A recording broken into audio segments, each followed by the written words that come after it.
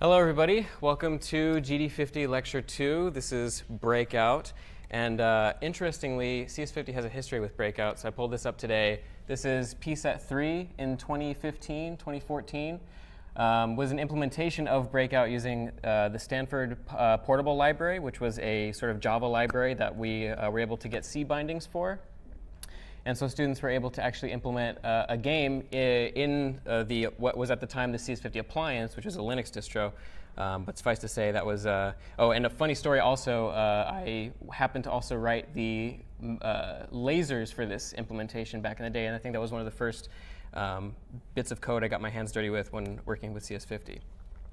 So today, in the context of Breakout, we'll be talking about a few different things that we haven't talked about yet. Sprite sheets being chief among them, most likely, at least the most visibly so. So sprite sheets are simply a way of taking an image, a large image, and rather than splitting it up, or rather than loading individual images for all of your different things in the game, whether it's your aliens, your paddles or whatnot, you can put everything into one sheet and then just sort of index into that sheet using rectangles, quads, we'll talk about soon, which will allow you to just draw a subset of that image and therefore condense all of your artwork just into one piece, one file. We'll be talking a little bit more about procedural generation in the context of Breakout. And in this case, we'll be laying out all of the bricks in the game world procedurally. So having, instead of the same set of colors, in this case, the standard layout is to have a bunch of the same colored bricks row by row. We'll actually implement a dynamic generation approach and have a bunch of different cool layouts we'll see, and it's actually quite simple to achieve pretty believable results. We'll manage state a little bit better in this game. So before, we sort of had a couple public global variables, and we didn't really have the concept of like a per state or a global state that we were cleanly sort of sharing between all of our states for our state machine. But to avoid having sort of like a polluted global namespace and to just sort of keep things a little bit cleaner, we'll end up taking all the important variables for our code, like the player and any other entities, the bricks, the ball, and rather than keep them in our main.lua, we'll end up shifting them. We'll sort of transfer them to and from the different states via the state machine's enter method. We'll actually have levels, so a progression system. So start at level 1, go up, and then with each level, we'll implement a scale in terms of the generation of the bricks. So we'll get higher tiered bricks and more points as a result. We'll have a health system, so hearts in a similar fashion to Legend of Zelda. Particle systems, which are a very important aesthetic component to 2D games and 3D games. Particle systems basically being a bunch of spawned images that you sort of cluster. You put into a little spawner, emit them in a certain way, and color them, perform math on them, and get sort of believable effects like fire and smoke and all these other things that would otherwise be sort of not easy to do using simple animation, but trivial with a particle system. We'll do a little bit more complicated collision detection with our paddle and with our bricks than we did with Pong. And then we'll also talk lastly about how we can save data locally to our computer so that when we close the application and run it again, we end up having a persistent high score rather than just something that's volatile. So first, though, I would like to demo today's finished game. So if anybody would like to demo from the audience, that would be nice. Go ahead and come up. Go ahead and queue it up for you. What's your name? Jared. Jared. Colton. Nice to meet you, Colton. Nice to meet you. So we're going to go ahead and run Breakout here. And so it uses the arrow keys. So if you go ahead and press up and down, you'll see you can move between the start and the high scores screen. So these are two separate screens. So go ahead and here we have, when you start, you can choose a paddle. So rather than just the same old paddle every time, you get to select. And as you can see here, he chose green, so he gets the green paddle. These bricks, all procedure generated, so if he reruns the application, they'll be completely different. And as is the classic formula, the ball moves between the bricks and the paddle. When it hits a brick, if it's of a certain color, it'll either get destroyed. In this case, if it's blue, it's the base color brick, so it's the lowest value. And if it's higher than blue, it'll end up going down a color, depending on which color it is. I believe it goes blue, green, red, purple, yellow. So anything higher will get shifted down. And then the player amasses points, as you can see top right, score. And notice also the 3 hearts, that'll be the player's health. So if he were to lose on purpose, possibly, we can see he gets another message that's saying press enter to serve. His hearts have gone down by 1, so now he's got 2 out of 3 health. And so eventually, if he were to, by chance, lose completely... Oh. That's honestly the most fun part about Breakout, is just getting it caught in a bunch of stuff. But you can see we go to a game over screen, it shows your final score, and then you can press enter, and it'll... Oh, I must have had a bug. But that should take you back to the... in the event that you have a high score, it'll take you to enter a high score, and if you if you don't have a high score, it'll take you back to the start menu. So made a couple of last-minute changes. Unfortunately, I must have left something in there. But that's Breakout in a nutshell. Our goal today will be to implement basically all the functionality we saw. Oh, we didn't take a look at the high score screen, so let's take a look at that really quick as well. So here at the title, you can see we have start and high scores. You click, oh man, okay, I must have screwed something up. So I'm going to go to Breakout 12. Okay, sorry, I apologize. I'm going to fix that, but it should show this menu here, where you will have a list of all your names that get loaded from a file and will output your score accordingly. And in the event that you get a new high score, you'll get to enter your name after that, and then it will end up saving it to another file. And when we get to that point, I'll try and fix it so that we can actually see what it looks like. So let's go back to these slides here. So this is the overall state flow of our game. So as you can see by me marking it out in a highlighted color, we start off in the start state, and this is all stuff we've covered before, just a state machine. It's a little bit more complicated than Flappy Bird, though. We have 1, 2, 3, 4, 5, 6, 7, 8 states, as opposed to, I think it was 4 or 5 in the last lecture. And the arrows illustrate which states can move in between other states. So as we saw, the start state can move via the up and down arrows in the high score state. It can move between the high score state and back. So when you go into the high score state, press escape, go back to the start state. The start state also has an arrow branching off to the left, going down to the paddle select state, where we saw the user is able to select a paddle to use. Once they've selected a paddle, we'll go to the serve state. They'll be able to serve the ball at their leisure, and then it'll go back and forth between the play state. So if they end up taking damage, the ball goes below the surface of the screen, they'll go back to the serve state again so they can reorient themselves. If they're in the play state and they end up clearing the whole entire set of bricks, they'll actually get taken to the victory state. And the victory state's where we increment the level, and we also regenerate the level. And then the victory state goes back to the serve state, and then we repeat that whole loop again. In the play state, if they are to get a game over, they'll go to the game over state, it'll tell them their score, and then they'll go to the enter high score state, depending on whether they have a high score. And if not, as seen by the arrow that goes up and to the left, they'll actually go back to the start state. And then the enter high score state will also go back to the high score state so that they can see, once they've entered their high score, their score relative to the other scores in the list. So in Breakout 0, which we're going to look at now, we're going to do some very basic stuff. So this is the day 0 update, as always. I'm in Breakout 0 right now. Yes, I am. So what we're going to do is I'm going to look at, first thing here, line 27. So before, what we were doing in our application is having basically a lot of files at the top level and sort of losing track of what we were doing potentially, especially as you start adding more and more files and you've got like 50, 100 more files. It's something that's obviously not maintainable. So the solution there, just put them in folders and then keep track of everything, keep them organized. And that's a major thing that we're going to start doing. And on top of that, we're also going to, in our code, keep things a little bit more modular. And that's why we have this file source/dependencies, which we'll take a look at in a second. We've allocated a bunch of global tables here. So we're taking the design decision of, even though I mentioned that we will be sort of taking a lot of the global variables out of our application assets, we're going to keep all of those in some global variables, and we'll see in the future how we can maybe implement a resource manager class that takes care of this for us. But for now, for simplicity's sake, in love.load, we're just going to have a few global tables that contain, in this case, global fonts. So by key, we can index small, medium, and large fonts, which are just new fonts at different sizes, 8, 16, 32. And we're using it, we have a fonts folder now instead of just keeping it at the parent level. We're going to set it to small. We have global textures, so background, main, arrows, hearts, particle. So we have the background, which was the background of our screen. Main has all of our bricks, paddles, the balls, etc. Arrows are going to be for the paddle select screen, the two left and right arrows. Hearts are going to be for our health. And then particle is a single small tiny little texture that we'll use to spawn all the particles in our particle systems later on as we get towards the end of the demonstration.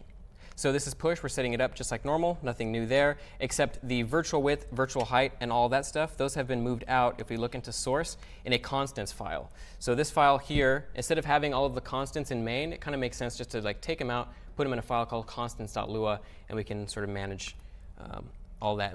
We can know immediately when we're looking at capital window width, window height, et cetera. These are all constants. If we have a constants file, we just can more easily track it rather than having to grep through all of our files to try and figure out what we were looking at.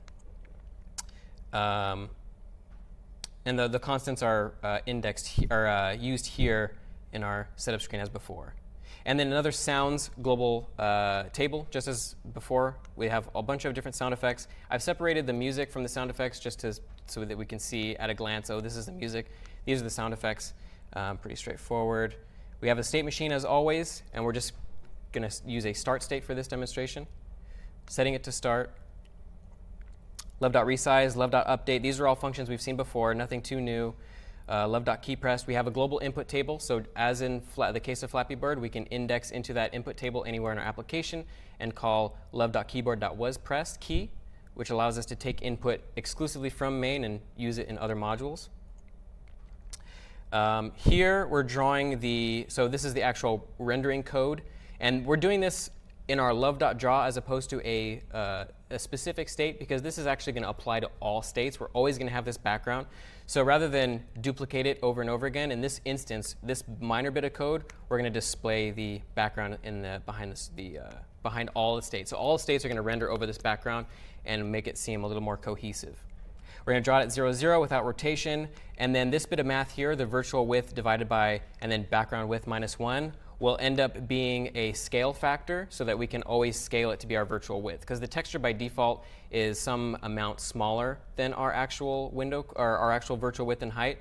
But by dividing virtual width by whatever the background width of that image is by 1, we'll get a scale factor. Because virtual width is larger than the image, we'll get a scale factor on x and y that equates to it completely stretching to fill our virtual width and height. And recall that these two parameters are the scale on the x and the y. So it's going to be some like 1 point something or 2 point something, whatever it takes to end up filling the screen. And then lastly here, the new bit I implemented is just a display frames per second function, which I think is kind of important generally. And it's very easy to do. I don't think we talked about it yet, but just love.timer.getFPS. And then I just draw it in the top left in green so that we can see it throughout all of our iterations of the game, what our frames per second are. If you want to monitor without having to look through your terminal or anything like that, just displaying it at the top. It's standard practice in a lot of games. If you've gone to the debug console or whatnot, or sort of looked into some of the hacks, you'll see that in a lot of places. So I talked earlier about dependencies.lua. So this ties in as well to our effort to sort of modularize everything, keep everything organized. Instead of requiring everything at the top of main, let's just put it all in a file, and then we'll know at a glance what we're requiring, and we don't have to look through main and make main 100 lines, potentially a lot more than it needs to be. So requiring push, requiring class, same as we've done before. Require source.constants, so we have access to those. Require state machine, and then base state and start state. So let's go ahead and take a look at our start state. So I put states in a subfolder of source. This is another effort to sort of keep things modular. In this particular project, we won't have a lot of nested folders of code, but I decided to put the states in their own folder just so easily you can get access to all your states. So we'll look at start state here. On line 21, so recall in the start state, we just had breakout in the center of the screen, and then we had start game and high scores. So the user was able to highlight which state he wanted to look at. So we need to keep track of which one's highlighted. So all this variable's purpose is just to keep track. So 1 or 2, 1 being play game and 2 being high scores. And then here, if we press up and down, then because there's only 2 options, effectively, you can just flip whatever highlighted is with 1 or 2. If you have a list of options that's more than 2, then you'll need to increment 1 until it gets to whatever x is, your number of list options. And then if you press down at that point, you should flip back up to the top. And the same holds true for whether you're at option 1. You should go flip, rotate to the bottom of your list so that it looks as if you've gone all the way around. and then we're just playing a sound here when we do that. We have a love.keyboard.waspressed escape call here. It's not global anymore because there are some states in our application where we might want to press escape to actually go backwards, and we'll see that. And so rendering here, we render breakout with a large font. Now that we can access G fonts at large key in the center of the screen, set medium font, and then if we're going to render our two text fields one after the other, but if highlighted is equal to 1, then we're going to set it to some blue color, which is 103, 255, 255, 255, and then render it, and then make sure to reset the color after that. Because recall, Love2D is a sort of like a state machine in its own right, where if you set the color to something, whatever you draw and render after that, be it images or text, will adopt that color. So having everything be 255, 255, 255, 255, which is pure white, completely opaque, has the effect of drawing everything completely opaque. But if you don't do that, your images or whatnot that you draw afterwards will be tinted or transparent, which you most of the time don't want. But you might sometimes want that, and we'll actually see that in the paddle select state. And same thing holds true here. If highlighted is 2, do the exact same thing. And so if we run this application, which is mainly just a subset of what we saw before, we can move up and down between start and high scores, but if we press enter on any of them, nothing happens because we have no event handlers actually taking care of that.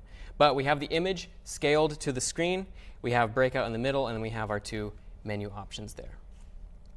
So breakout 1. So this is where we start to dive a little bit into sprite sheets, which is a major component of game development, 2D game development that we'll be looking at in the future and in this application. But a sprite sheet is just ultimately, rather than have, I don't know how many images there are on this sprite sheet here, but however many of these files, just have one file, put them all together, and then using rectangles define where the different sprites are.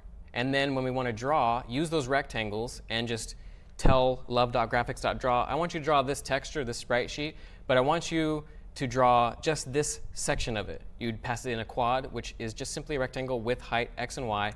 And Love2D will know, OK, I'm going to draw the image, but only this bit. And it has the effect of looking as if you're only drawing tiny little images as opposed to one monstrous image. And the functions that are relevant for us to look at are love.graphics.new quad, which takes an x, y, width, and a height, and also a dimensions object, which you get from an image. We'll see that. And all that basically is, I believe, is just an x, y, width, and height as well, or just a width and a height, rather, from whatever image you want to create quads for. And then love.graphics.draw, we've already seen it, but this is a different signature. This has texture quad x, y, quad being the second argument. And when it takes in this quad, it knows to only draw that defined rectangle of image to the screen. And so we'll go ahead and take a look now at breakout 1. Are there any tools so you don't have to guess when you're doing the quad what dimensions, like where it is on the sheet? The question was, are there any tools so that we don't have to guess where the quad is when we're doing the sheet? Yes, there are, a lot of the time. I looked and saw a couple, but I haven't tested them thoroughly myself. For simpler examples like this, it's usually easy enough to programmatically do it. But yeah, when you get into having giant sprite atlases where you have, especially things that are not necessarily symmetrical or rectangular looking, even though they still need to be defined rectangularly, it's often best to use a tool like that. There are, I do believe, I just haven't used them. I can bring it up in a future lecture, and so we can discuss. Any other questions before we carry into breakout 1? All right. So I'm going to go ahead and open up the very first thing we should look at in breakout 1. In the source directory, we have a new file, and from here on out, we're going to always assume that when we introduce a new file, we're going to include it in dependencies.lua. And so in this case, all we need to do is just say require source/util, and as you can see, we're also adding a play state to this demonstration. But from here on out, I won't make mention of us actually adding it to our project. So util.lua is the module that contains the code that we're going to use to actually generate quads for a given sprite sheet. And this function, all it does is it takes what's an atlas or sprite sheet. The names are synonymous. You'll hear them both. Or we pass it an atlas. We pass it the width of the tile that we want and the height of the tile that we want. It's going to get the width and the height of the sheet here. So every image has a function called getWidth and getHeight. So we're just going to do that. And specifically, the sheet width and sheet height are the width of the image divided by tile width and tile height, so we know how many times we need to iterate over the sprite sheet to generate a rectangle. We're dividing it up based on the size of our tiles. And then we just basically do a simple nested for loop here. We start a counter and a sprite sheet. The sprite sheet is going to be a table that holds all of our quads. We just say for y get 0, sheet height -1, so starting at the top left going down, and starting at the top going down, and then x equals 0 starting at the left going right. At sprite sheet counter, which is 1 here, because in Lua tables are 1 indexed. We're going to create a new quad at x times tile width, y times tile width, give it the width and the height of our tile, so just whatever we passed into our function signature. Here it'll often be, in this case, be 16 by 32 because that's the size of the bricks. And then we pass in the last parameter that we saw in the slide, which is atlas : get dimensions. And then we just increment our sheet counter here. And then at the end of this, when we're all done, we'll return this. We'll have a table of quads that we can then use that are, sort of 1, 2, 3, 4, 5, 6, 7, 8. Well, I should say 1, 2, 3, 4, 5, 6, 7, 8, top left to bottom right of all the sprites in our sheet to make it super easy to look at. We have another function here. Lua doesn't by default have a slice function, but we are just adding to it, table.slice. It takes a table, the first entry in the table that we want, the last entry, and then the step between them. Just like Python's slice function, it just iterates over the for loop, which is first till 1, so 1 by default, until the last, or until the whatever this sort of number sign is the size of a table, which I don't think we've introduced yet. But basically this is, if we pass in last, it'll stop there. Otherwise, just assume we want the whole entire table.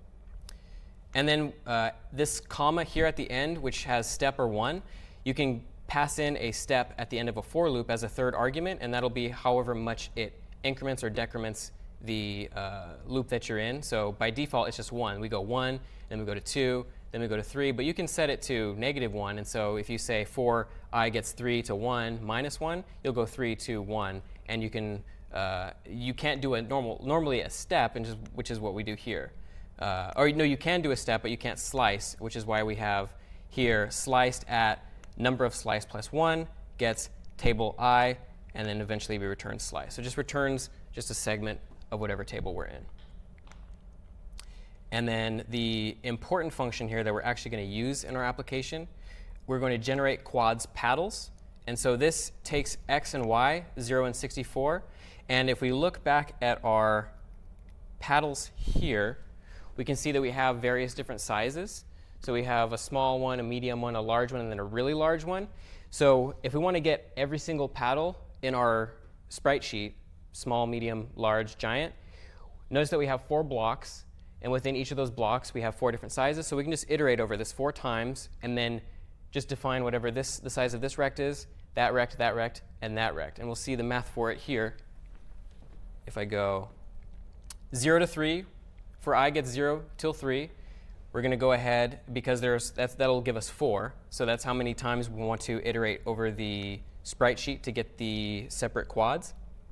We'll get the smallest one. So quads counter, we initialize counter to 1, gets love.graphics.new quad at x, y, width of 32 and 16. Oh, and x and y default at 0 and 64 here, because recall that these are all 16 tall here. So we're starting y at 64, so that we start right here. And we're starting at x0, because it's on the left side. So we'll do that. We'll increment counter. Get it at 32 wide by 16 tall. Those are the actual dimensions of the smallest one. The same exact logic applies for medium and for large, only that we're adding 32, and then we're making it size 64. And then we're adding 96 to x at size 96 because they're getting wider, but they're also offsetting more to the right. And then the last bit is pretty much the same thing as before, except now we're going y plus 16 back to x because we've gone down a row in our sprite sheet. The paddle width at that point is 128, but still 16 pixels. And then here at the bottom, because we want to do this 4 times and we want to go through, the chunks are effectively 32 pixels because we're going 16, 16, 16, 16. We're just going to add 32 to Y and then go to the next set of 4 paddles. So this is how we're effectively getting all of the paddle sprites, and they're going to be stored 1 through X, where I believe X is 16. So we'll have 16 quads defined in our sprite sheet thereafter that we can then return. So I'm going to go back to main.lua now. On line 64, here we have a new global table called gframes. We'll be able to access this anywhere we want to draw stuff. And it's just the same thing that we just saw, generate quads paddles, and we just pass it in our main texture. And our main texture is this. This is what our main texture looks like. And then we're going to index it. We're going to say it gets the key paddles because in that particular table was just the quads for our paddles. So in the future, we just need to call love.graphics.draw texture and then index into gframes paddles at whatever paddle we want, and that's how we can keep track of what we want to draw paddle-wise. And in this particular demo, we have a new paddle class because paddle is a thing in our game. We can represent it as sort of a class or an object. So we'll define a class for it. Everything's pretty simple thus far. It gets an X and a Y.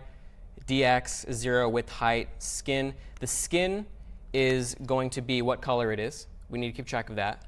And then the size, because the size will be how we sort of offset into our paddles, our quads, because the sizes are small, medium, large, giant. 1, 2, 3, 4 times 4. So 1, 2, 3, 4 for the first set, and then 5, 6, 7, 8 for the second set.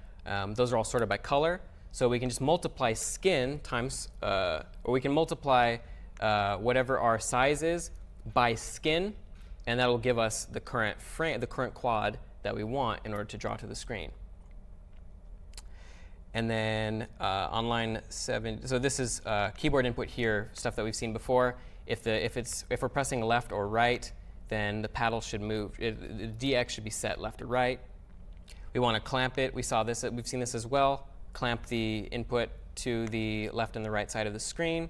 If the DX is less than 0, do math.max and math.min. Otherwise, if we're moving to the right. And then here, this is actually where we tie it all together, and we actually use the quads to draw something onto the screen. So we're calling love.graphics.draw just our texture, our main texture, and then gframes at paddles at our current size, which is 2. We want to by default have the medium size, plus 4 times whatever our skin is minus 1. So if our skin is 1, we'll add, we won't add, which is the blue skin, we won't add anything to it. It'll just be 4 times 0. But if we have the next one, it'll be 2 minus 1, so we'll end up adding 4 to that. And because we're adding 4 to it times whatever that skin is, it'll just basically put us 4 quads in, which is the exact same paddle, but the next color. And then lastly, what we'll look at here is the play state. So we had just the start state before, but now we want to actually test to make sure that we can draw our paddle, move it around the screen. So we're going to implement a simple play state here. So on line 20, we're just calling self.paddle gets paddle. We're initializing a new paddle object. And then we're keeping track of also, this is a simple like pause demonstration. If self.paused, then actually, yeah, did I set self.paused? I do. OK, I just don't initialize it to anything up here. I should have set self.paused to false here. If self.paused, then we're going to test to see whether we're pressing space, and if we are, unpause it. Otherwise, basically just do the same exact thing in reverse. If we press space, pause the game, play a sound, etc. Here on line 39, we're just going to call update on the paddle, which just, remember, tests for left or right input. Here, we want to be able to escape the game, so we're just going to have a handler for escape. Render the paddle on line 47, which will do the love.graphics.draw with a quad, as we saw before, but it'll use the skin and the size of that paddle to index into the quad's tile sheet appropriately. And then here, if we're paused, let's just draw some text in the middle of the screen that just says pause, and we'll use the large font. So we can go ahead and demo this now and see everything come together. we have as before our start state, but if we press enter, now we go to our play state, and we just have a paddle at the bottom of the screen. It's size 2, skin 1, just the blue skin, and we can move it left or right like that, and if it hits the left side of the screen, it'll stop, and if it hits the right side of the screen, it'll stop as well. So we've made progress, but this is one of the fundamental things I'd like to showcase today is just like using quads and categorizing them, organizing them, and being able to draw your assets from a large compiled image rather than, keep track of however many images it would take, and you have to name all of them and sort them. It would just be a big pain. So yeah, definitely going forward, when you have more than one sprite, you want to sort of put it together in one sheet, and that's how we can accomplish that. But we don't have bricks, and this is probably the other big main component of Breakout besides the paddle and the ball. We want to have bricks that we can actually hit and aim for on the screen. So this update will address that. So let's go ahead and take a look at Breakout 2 in main.lua. I'm going to open it up here. On line 66, you can see we have a new table in our G-frames because we had one just for paddles. We took out just the paddles from our sprite sheet. We want to do the same thing for just the balls. So we're going to look at, if we look here, we can see that the balls sort of come after all of the bricks here, and they're just laid out in 8 pixels wide by 8 pixels tall little increments here. So 4 pixels to 1 brick, 4 balls to 1 brick, 2 balls to 1 horizontally, and then 2 balls vertically. And so what we'll end up doing is just a simple function in our util that takes a look at that. So let's go ahead and take a look at our util.lua, which we've made changes to.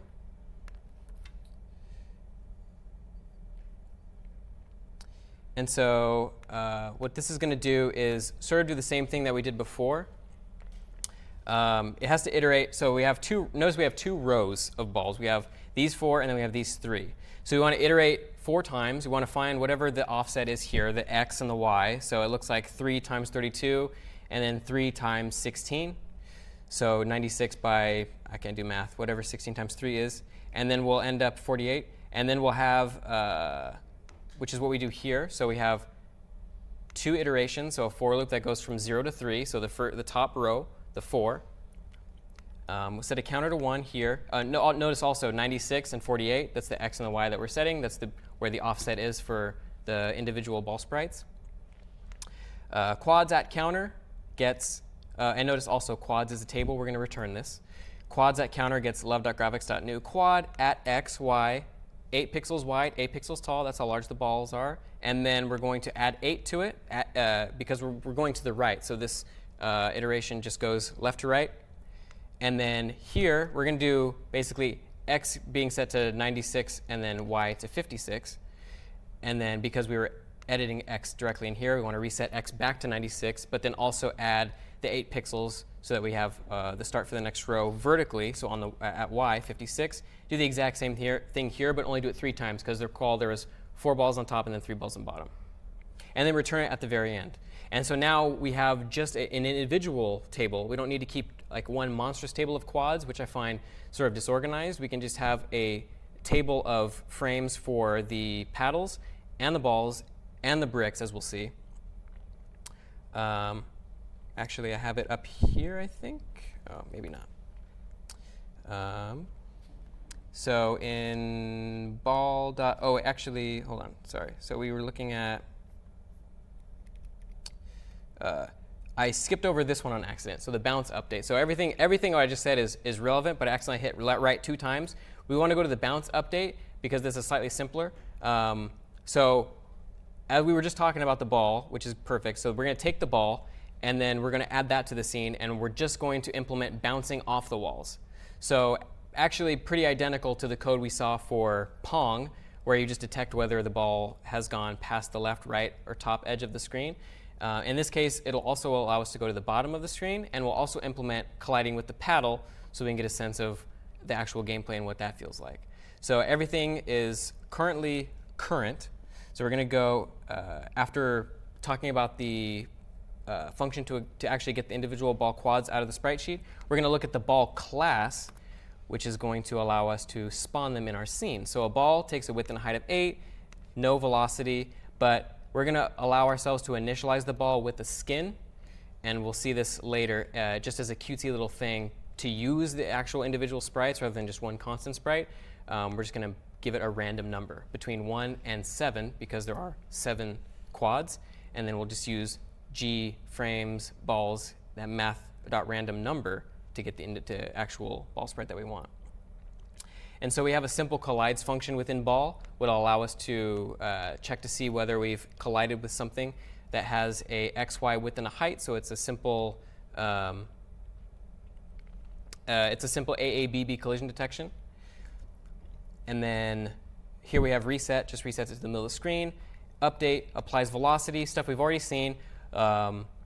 This is where we actually implement bouncing off the walls. So if x is less than or equal to 0, greater than or equal to virtual width minus 8, or less than or equal to 0, this should be where we reverse the velocity. In the case of it bouncing off the left side, we want to reverse the x velocity, but keep it going up. If it hits the top, then we want to reverse the y velocity, but keep it moving in whatever direction it was moving.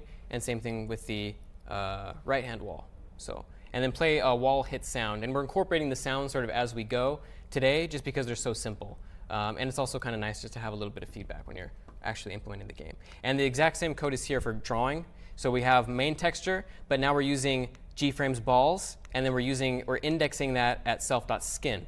And recall that we just set self.skin in here. So all we need to do to just make it random is just whenever we create a new ball, just give it a math.random 7, and then that'll index into that quads table. So we can draw a different ball texture each time. And so let's go ahead and see, and one last thing we need to look at is the playstate has a little bit of new code as well. We're going to spawn a ball, so this is where we do it here. I'm not doing it random, but I could do it random here. If I wanted to, I could do math.random 7, and every time we boot up the game, it's going to be a different color because it's going to be a different skin. We need to update the ball, so on line 50, we just update it like we do the paddle. And then on line 52, we're just testing to see whether it collides with the paddle because we're using just simple AABB. If it collides with the paddle, we can assume it was coming down. We can just reverse as delta y. Now, does anybody know what might be a current issue with the current implementation of this function, particularly with this line? So if the ball is coming in from the side, then it wouldn't necessarily be bounced the opposite direction. It will. You're on the right track. The answer was if the ball is coming from the side, it won't necessarily be bounced back up in the right y direction. If it's coming from the side, it'll always, in this case, be coming from up above, so it'll always still be reversing in the right delta y. But what's going to happen if it comes in at an angle and then isn't basically reset? Like, if currently right now, if it comes in at an angle and it gets like caught, let's say it's like below the top edge of the paddle, you're going to get an infinite collision loop because we're not resetting its position, we're only updating its velocity. If it comes in at the right angle from the side, it's going to get stuck inside the paddle, and then it's going to cause a little bit of funky behavior. I'll try and see if I can make that happen in my demonstration here. But that's the gist of all of these updates. So if we go to start, we can see immediately we have a ball, and then when it hits the sides or the top, it bounces accordingly. It hits the paddle, so when it comes in from the top, flush on the top, it flips the y velocity. Let's see if I can get it at an angle here. Oh, there it is. It'll get stuck. And so whenever you sort of do AABB collision detection, just remember to always reset the position of whatever it is that collided that's moving so that it doesn't clip and get stuck inside of something else over and over again. Yes? So when you're running something, you're just doing love dot, and what I've been doing is like actually increasing the path to love that I get see. Can I just always keep love dot and have a line? The question is, I'm always doing love space dot, and as opposed to just running things from using the complete path of whatever the file is. In order to do that, so are you on a Mac or a Windows machine? So if you're on, on a Windows machine, it is a little trickier, but I found a really nice sort of plugin for VS Code. So if you're using VS Code, which is the editor that I use, it has plugins, and one of the plugins that you can download is for Love 2D, and it has a config where if you just press Alt-L, it will run your whatever directory you're currently in, whatever project you're currently in. It'll call Love. It adds it to your path for you. So download the Love 2D plugin on VS Code if you want that to work. I'm on a Mac, so I can edit what's called my bash profile and alias Love to its complete path in my file system. And you could do the same thing with, I don't know how it would work with Windows in terms of aliasing, but it's essentially the same thing as typing out the entire path to Love, but only I'm changing it to another word. I'm changing it to Love. So I'm setting Love equals to application/love.app/content/resources, etc. So good question. I would download on Windows. I'm a big fan of VS Code and the Love 2D plugin. I would recommend looking into that. And I'm sure there are other plugins, and there's a page also on the website. I don't have a browser open at the moment, but on the wiki, you can look at the Getting Started page. I believe it's like love2d.com/wiki/getting started. They have a bunch of instructions for different operating systems and different text editors that allow you to get sort of a more efficient workflow going. So, any other questions? All right. So we did the bounce update. Now we can finally edit the bricks. Add in the bricks, I should say. So these are pretty simple. So we're going to take a look at it. And right now we're not going to do any sort of fancy procedural generation. We're just going to get some bricks on the screen, just some easy bricks. Or rather, we will get some very basic procedural generation, but not to the level that we'll see soon. We'll see that very soon. OK, so I'm going to go into my main.lua here. I'm going to go into the breakout 3. And same thing that we did before. On line 67, we just have a new bricks table in our G frames. And it just generate quads bricks we call from util.lua. So we can look at that really quick as well. This one's actually really easy. Source util.lua. Because they start at the very top of the screen, we can assume that we could effectively treat this whole thing as if it were just these and just do generate quads at a constant width and height, because effectively we only need a subset of the frames it's generating. Because it's generating them this way, top to bottom, left to right, we can just grab all the way up to here using table.slice, which we saw before, and not worry about indexing into any weird, like having any constants x and y that we need to index with in order to get an offset. We can just do a very simple, if we go down to line 57, generate quads bricks. It just does a table.slice.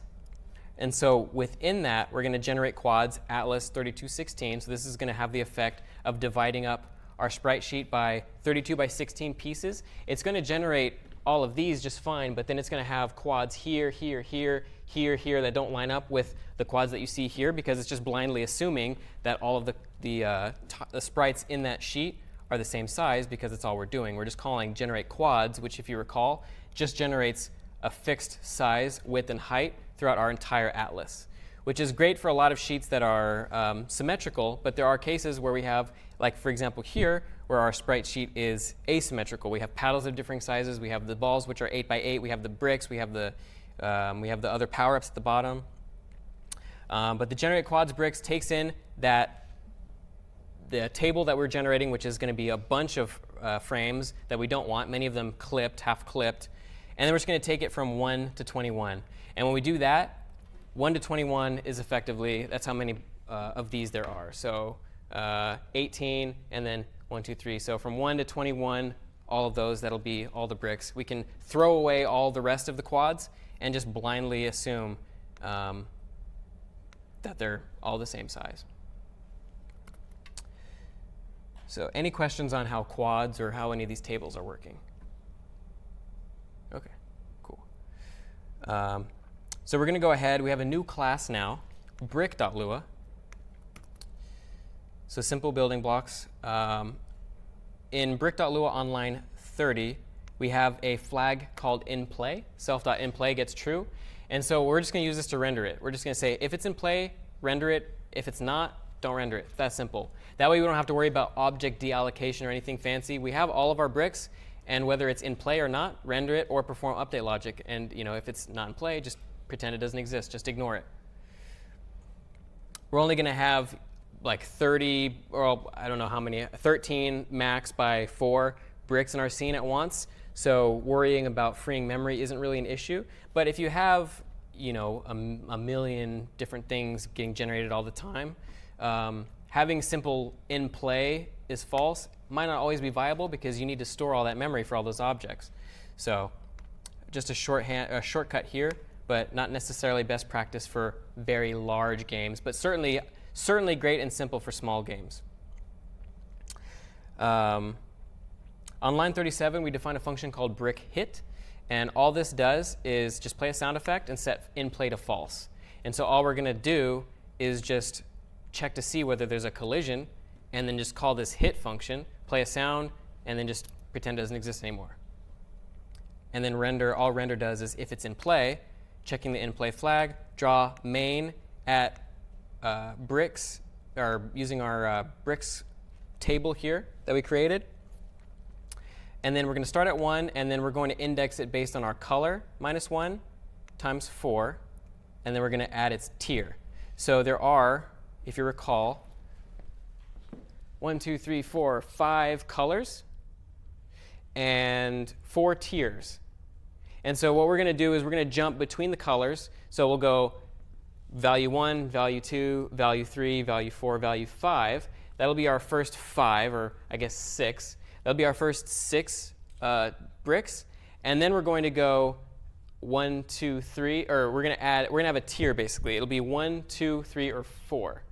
And if it's at tier 1, then we can just add, basically to index into whatever tier we're on, we just need to add tier -1 to whatever our index is. So here, if our tier is 1, then we just want to render this block. We don't want to go to the next one, so we're just going to say tier -1. We're going to add, so tier 1 minus 1 is 0, so we're going to add 0 to this, get this. But if tier's 2, we'll add 1 and 2 and 3. And then we just multiply whatever brick we want by our color, multiply it by 4 to get an offset for whatever our actual color is. So we take our color, figure out where in the sheet it is, and then just add our tier to it in order to index into our sprite sheet accordingly.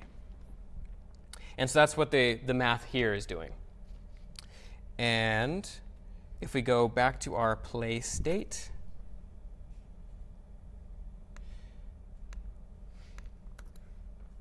and I'm going to start moving a little bit faster just so we can keep caught up.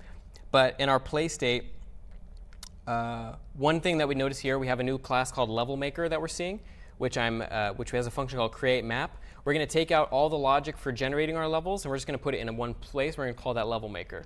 Rather than in our different states that maybe generate the bricks, like the play state or this, I guess it would be the serve state, victory state, I guess. Rather than generating all the bricks in that state within its init code, let's just make a level maker, and we can just say, okay, set bricks to levelmaker.createMap, which will return a table of bricks. Same, logic as we saw before. In this case, we're just going to iterate for k brick in pairs of self.bricks. If the brick's in play and it collides, if the ball collides with it, then hit it, which will set it not into play. So simple AABB. And then lastly, we have our render logic here. We're just going to take that bricks table and just iterate over it.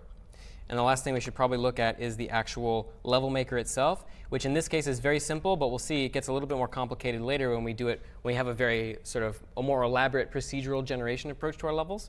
But right now we're just going to say, set 2 random variables here, number of rows and columns, and then for every row, or for every row and then every column, create a new brick. And then there's some math here. I'm going to kind of skim over it, but basically it calculates where the brick is and then gives us 8 pixels of padding on either side. And then based on how many it is, it needs to center all the bricks and shift them by a certain amount to the left and then start drawing all of them.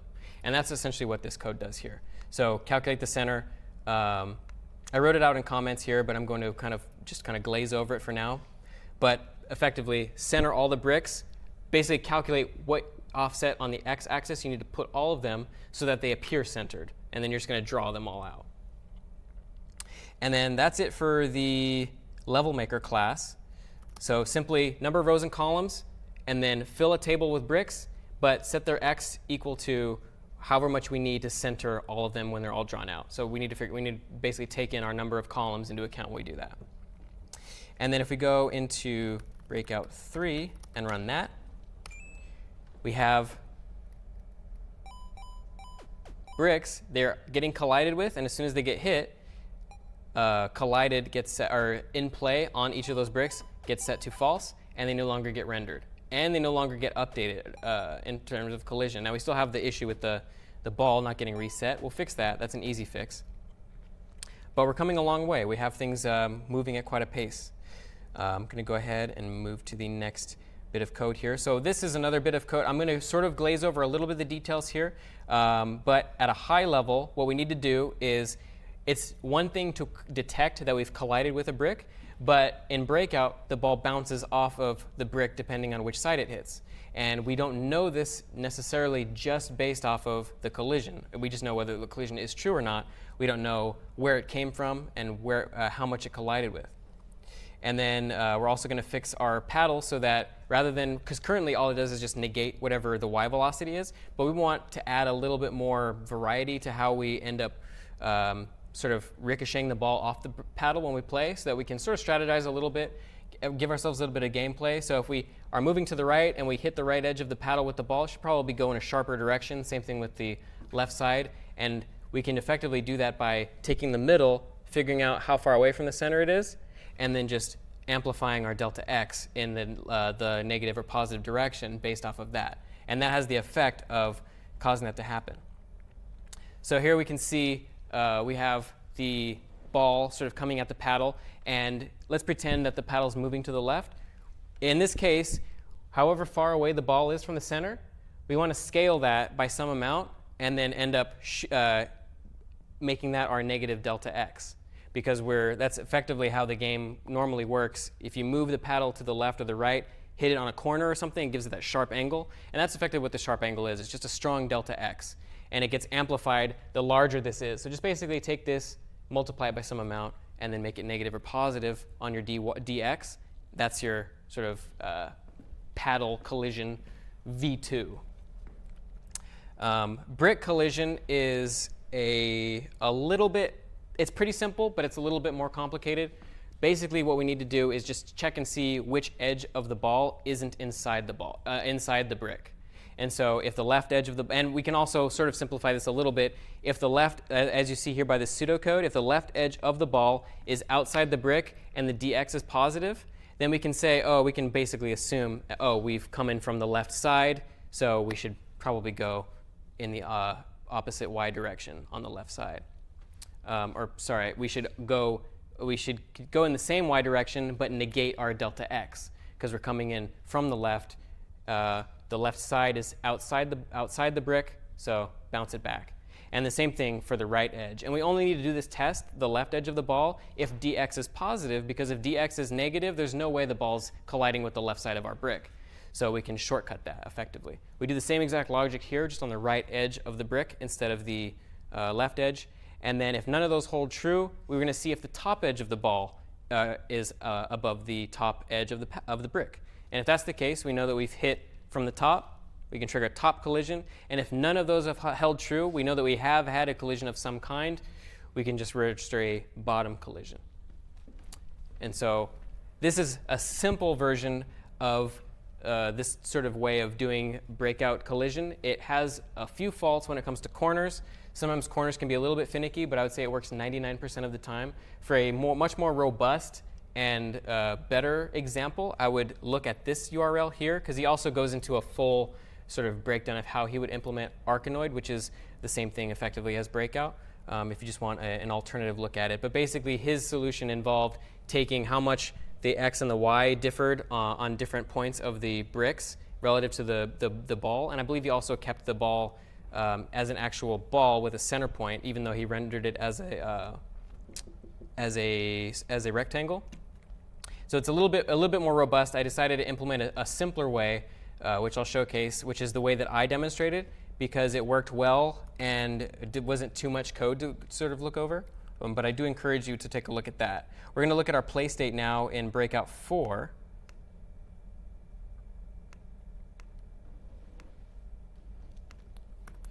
And in our play state, we're going to see, line 65. So this is the actual paddle code for influencing the ball's delta x. So basically, if the ball dot x is less than the paddle dot x plus its width divided by 2, so basically on the left side of the paddle, and the paddle's delta x is less than 0, which means it's moving left, because we don't really want to necessarily influence it if we're just standing still. We're going to do what I described earlier. We're going to give it some scalar, like some start-off value, in this case -50. It's just a sort of seeding this, giving it some sort of initial value. And then we're just going to subtract the ball's x from the middle point, this being the middle point of the paddle, and then just multiply it by 8. So whatever the difference is between the paddle, or between the ball's x and the middle of the paddle, multiply it by 8, add it to -50, and then negate that whole value so that the whole entire value becomes negative. And we therefore get a sharper delta x depending on which angle it's come in at, and also how fast, or not how fast, but whether or not we're moving left. And it's the exact same thing on the right side, only because we're taking this math, the self.paddle.x plus self.paddle.width divided by 2 minus the ball.x. The ball.x is going to be greater than that point. So this value is actually going to be negative. So we're going to just make it positive with math.abs. So absolute value, just a Lua function. So the absolute value of the difference between the ball's x and the middle point times 8, add it to 50. And that'll give us a positive value that scales depending on whether or not we've hit the middle of the we've hit the right edge of the paddle and are moving to the right. And so that's, in a nutshell, how we get the collision to work with the paddle, and how we can tweak delta x to be scaled a little bit more than just a constant, negative, or whatever its current x was, but negative dy, a little bit more complicated.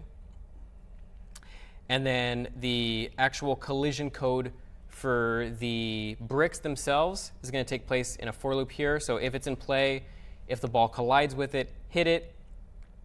So I added +2. So the gist of the math is if ball.x is less than brick.x and the ball's moving to the right, self.ball.dx is greater than 0, then flip its x velocity, so bounce it to the left. That's what this check is. But it plays a little bit rough with corners, because you could theoretically get into a position where you come in at an angle and then it's intersecting with the paddle in 2 positions, both on top and the left, or on bottom and the left. So in that case, adding 2 sort of prioritizes the y being hit. So it basically takes the check from the x position of the ball to the x plus 2. And so it ends up fixing the corners a little bit. But the gist of it is just check to see if the ball.x is less than the brick.x. And if it is, and we've detected a collision, we can bounce it. So there are some subtle corner case bugs without adding this +2. So we add that. And then flip the velocity here. This shift here. This is what we were talking about earlier with make sure when you do a collision, shift whatever is moving outside the boundaries of whatever you're colliding with. So self.ball.x gets brick.x minus 8 because the ball is 8 pixels wide. It should actually be self.ball.width for better style, but that's essentially what it translates out to. Same thing for the right edge, the +6 because it's on the right side, so it's effectively the same thing as -2 if we're on the left side. Just sort of fixes corners, weird issues with corners. But checking to see if basically the ball plus its height, -2, is greater than the brick plus x plus brick.width, which it means, we've collided with the right edge of the screen, of the brick. And then if the y is less than the brick.y, then we've collided with the top of the brick, and otherwise we've collided with the bottom.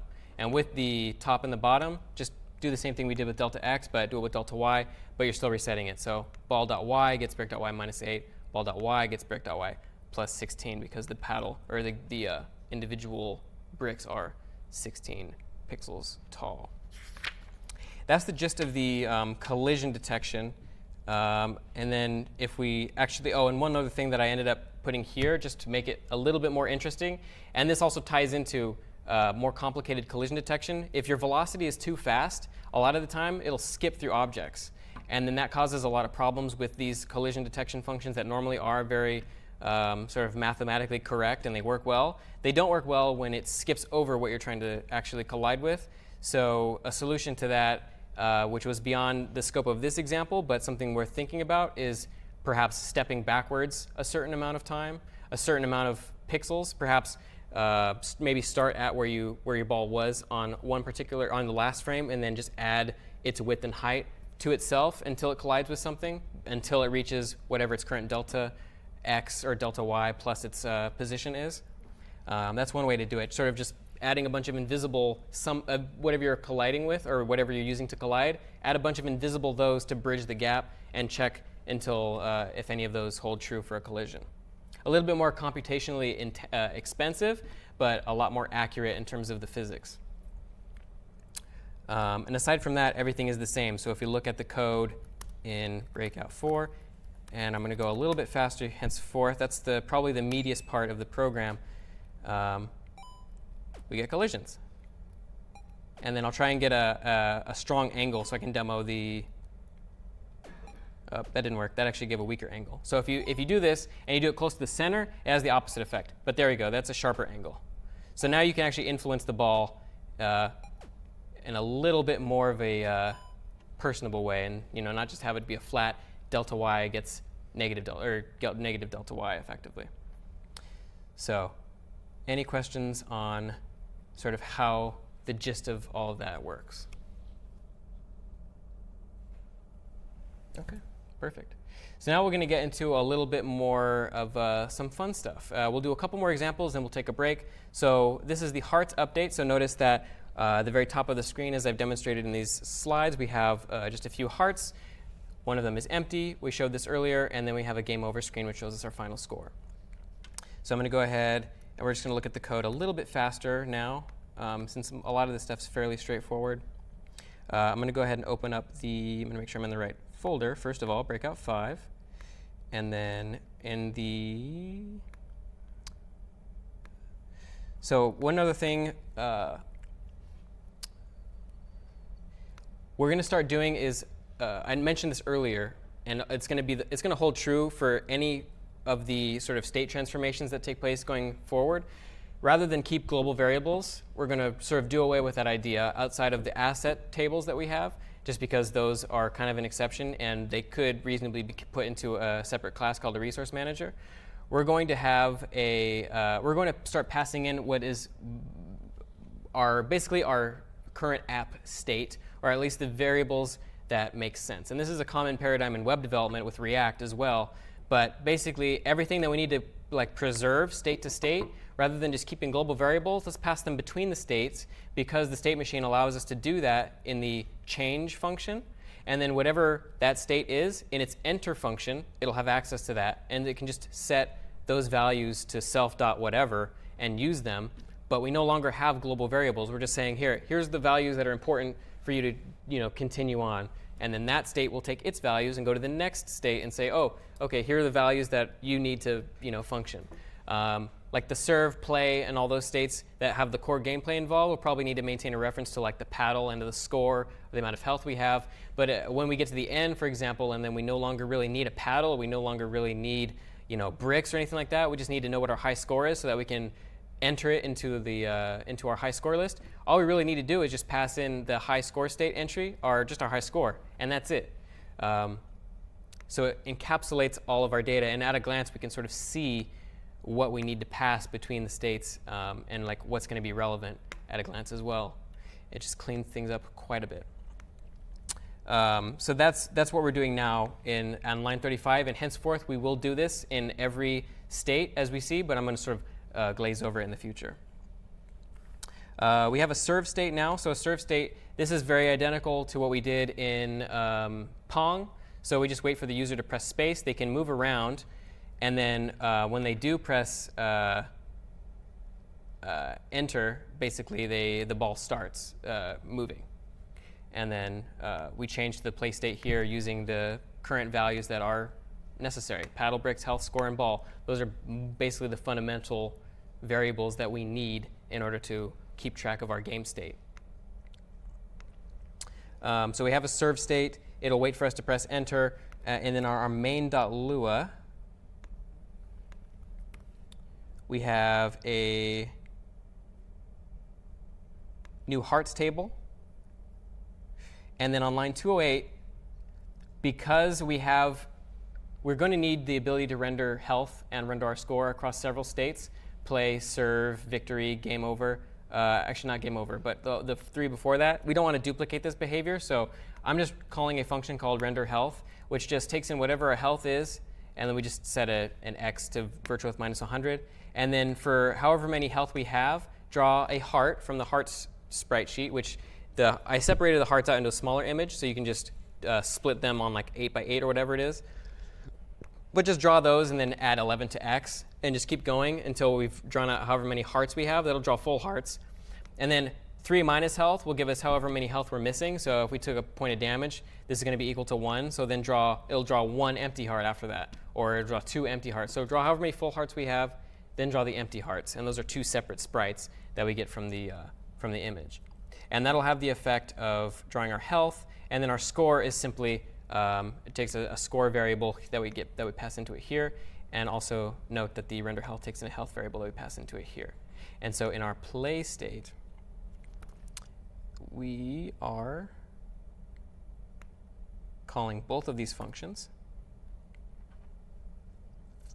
on line 135. On line 135, we are calculating whether we go below the edge of the screen, which is another important part of the game. Obviously, we need to detect when we've lost health. So it's as simple as this. If it's greater than the virtual height, decrement health by 1. If it's equal to 0, change to game over. Else change to the serve state. And note that we're passing in all these variables to and from our states, the ones that are important. Game over just needs score, but serve needs whatever variables we were already using. And then down here, we're calling render score and render health. And then the game over state is simply, because it takes in score from the parameters list, just wait for keyboard input to go back to the start, and then render game over. Here's your score. It's self.score, and then that's it. Very simple state. Just a quick question. Sure. So any of these states have access to its parent file? The question was, do any of these states have access to their parent So file? that you're calling something from main.lua, so it has access to everything in main.lua. This is essentially global. Is everything in main.lua global? Functions, yes. Okay. Functions that you declare. Anything that's basically not specified as local that you define in main.lua will be accessible anywhere in your application, including functions. You don't have to declare it as public or anything? Or? You don't have to, the question was, do you have to declare it as public? No, there is no notion of public. In Lua, anything that does not have a local specifier is assumed global, even if it's in a nested scope. So you could have a for loop. You could have several nested for loops and declare some variable without local. That variable can be accessed anywhere above it or outside of it. So it's pretty important to use local variables when you're not explicitly allocating something as global, just to avoid the bug of for nested loops in, you have some variable named like hello, and you use it somewhere else.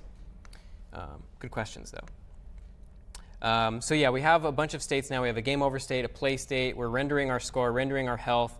If we go and take a look at Breakout 5,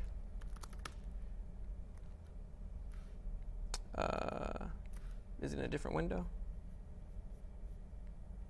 There we go. We can see hearts at the top, score 0. Oh, and I forgot to mention the part where we actually add score now. So the bricks themselves in their on hit, or I should say in the play state, on line 81, when we detect a hit, we're just adding 10 to the score for now. But later on, we'll do a calculation where we take tier and color into consideration and then perform arithmetic on that to get our total score for each ball hit. But yeah, we're generating, we have our health, we have our score, and then once we take enough damage, we'll end up going to the game over screen. The game over screen will go back to our start screen. So making progress. And then probably my favorite of the updates before we take a short break is the Pretty Colors update. So what this does is clearly we can have, we've updated our level maker. So rather than just having a bunch of very static bricks, we end up doing a little bit more complicated procedural generation. It's not complicated though. It just in levelmaker.lua in Breakout 6, we have a few different constants here. So solid, alternate, skip, or none. I actually don't think I use skip or none, just solid or alternate. Basically, we have flags now. So number of columns, and we ensure that it's odd because even columns with generating patterns leads to asymmetry. So make sure the number of columns is odd. Generate a highest tier and a highest color based on our level. So in this case, we'll go no higher of a tier than 3 because we have no higher tiers than 3. We go 0, 1, 2, 3. And then whatever our level divided by 5 is, and then we just take math.floor. Math.floor takes in basically performing division and then truncating the decimal point.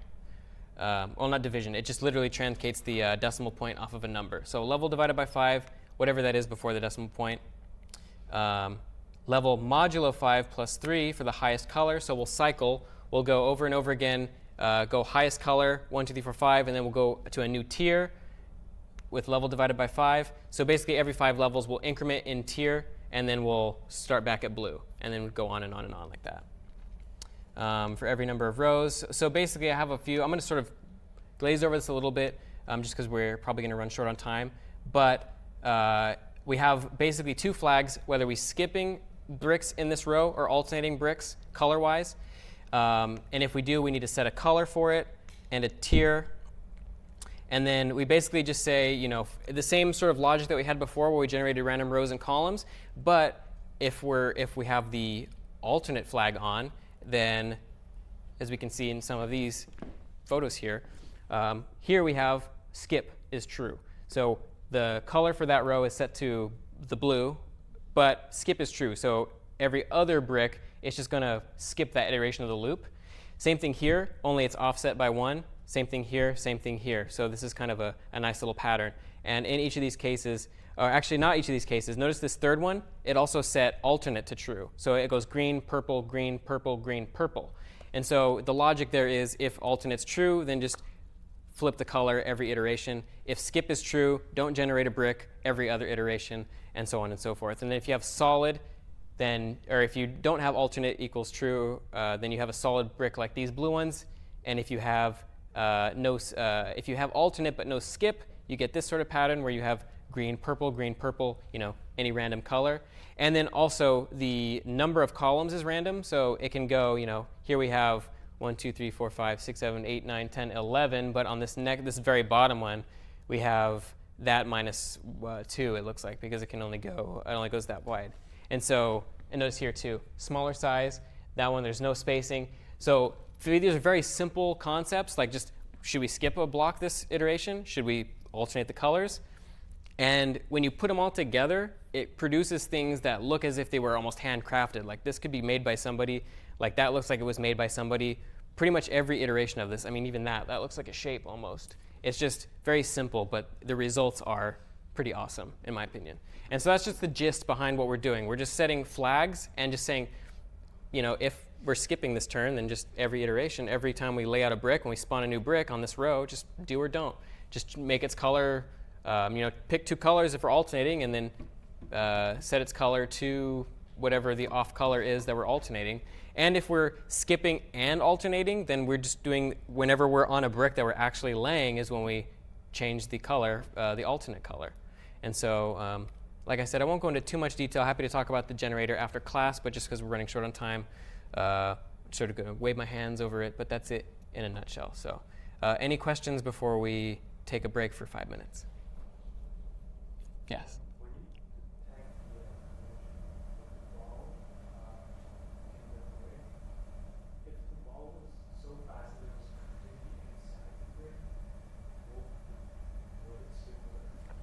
The question is, in an instance with this programming, if the ball were so fast that it were actually inside the brick, would it what? Would it still bounce back? The answer is no, it wouldn't. This implementation doesn't take into consideration velocity that goes too fast. Mainly to introduce, for two reasons. One, it's non-trivial to implement, and two, it's an interesting thing to look at and observe and be conscious of as you go forward in implementing your own games. The current code, if it gets clipped inside of the brick, it will have no edges that are peeking outside of the brick, and therefore it will default to the final condition, which is the last else clause, which puts it below the brick. So it'll just go below the brick. It'll almost be as if it came in from the underside and bounced out. But like I alluded to earlier, if you wanted to implement something like this yourself, you would have to slice up frame X and frame X plus 1 into the size of the ball if the delta is so wide that it either goes inside of a brick or it goes outside of a brick, or if it skips a brick. And this sort of solves that problem. It solves both of those problems, but it's a little more than we can cover in this example. Any other questions? All right, let's take 5 and get back to it. All right, and we're back. So the next step is we have basically a layout dynamically generated of interesting bricks now, but we haven't really implemented scoring any of these. We just have score gets score plus 10, which isn't really particularly interesting. So breakout 7 is what I call the tier update, which should allow us to hit blocks that are of a higher tier than just base blue. And if they are of a higher color than base blue, they should go down a color. So the hierarchy was, if we look back, blue goes to green, goes to red, goes to purple, goes to gold. And if something is a higher tier, it goes to the next color below it, but at that same tier. Unless it happens to be like blue and gray, and then in which case it'll go back to blue. So how might we implement scoring based on this system? What do we need? What pieces do we need? What pieces do we already have that we can use to make this happen?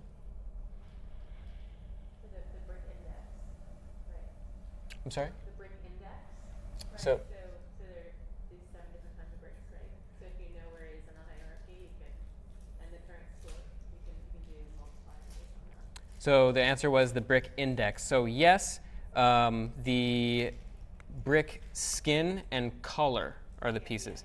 Yeah, so those are fields of brick. So if we open up, I'm going to go up to breakout 7, and I'm going to start probably deferring a lot of this code to future reading. But in brick here, the tier and the color, sorry, not the skin, but skin is for the paddle. But the brick has a tier and it has a color. And so we just need to perform some arithmetic on that here. And that's essentially what lines 44 through 58 is. So basically, oh, I apologize. That's not actually where the arithmetic is. 44, that does compute, but this is the bit of code that computes how we can actually go backwards if we make a collision. So if we collide with a brick and it's of a higher tier than 1, and it's a higher color than blue, it should be brought back one step. But if it happens to be blue, in which case self.color gets 1 because blue is 1, then it should just be removed from play, just like we've done before. Only now we're also taking in tier and color. So we're decrementing tier based on what index we're at, and we're decrementing color. And then this actually gets used in our play state. If we go to line 81, which previously just had self.score gets self.score plus 1. There's a little bit of math here. It's very simple, though. Just brick.tier times 200. So I'll make the tiers worth 100, plus brick.color times 25. And so if tier is 0, if it's a base, then we're just not going to get that 200 bonus. But the first tier, everything's going to be worth 25 times whatever its color is. So 1, 2, 3, 4, 5. And then add 200 plus the brick.color for when we get to the next set of bricks. And so the result of this is believe this is, go to breakout 7. And then if we hit a brick, since this one's blue, it should disappear. And we're playing a new sound as well, a new like death sound, just to make it clear. But notice they changed colors. So that's all we're doing. We're just taking their tier or their color and just performing a simple decrement on it, looping back. In the event that we go down a tier, we should loop back up to the highest color of the lower tier. So I'll let you look at the code for that if you want to sort of get a more low-level understanding of it, but that's sort of the high-level understanding. And the next big concept that I'd like to introduce you guys to is a particle system.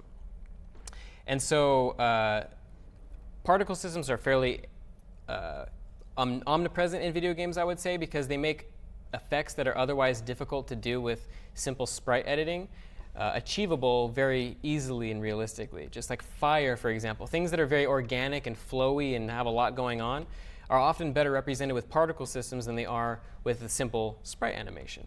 So does anybody know how we might be able to, how a particle system might work underneath the hood? I think I alluded to it previously. Yes?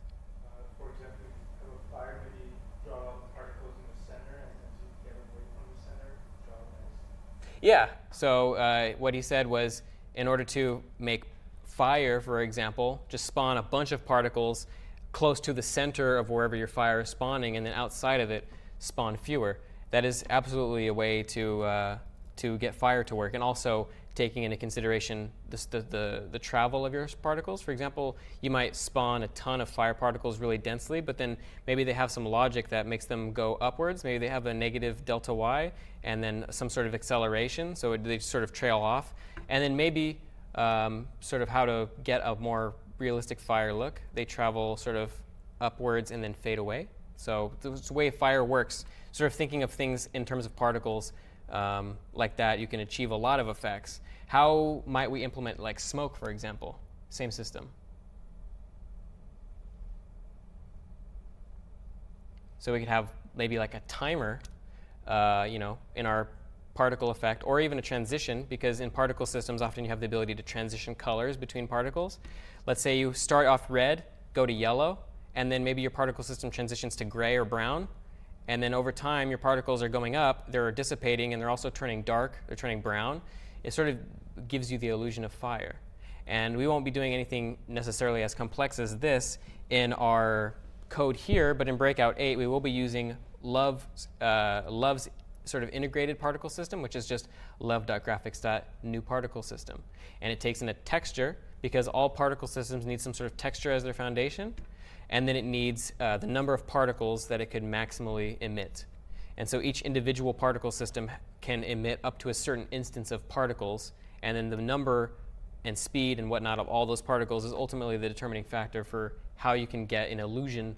Back to last week's lecture, illusions, like it's not fire, it's not smoke, it's just a bunch of particles responding with colors and acceleration and stuff. But there's a lot of functions that particle system gives you in Love2D, so I'd encourage you to look at that link just to explore some of them. love2d.org/wiki/particle system.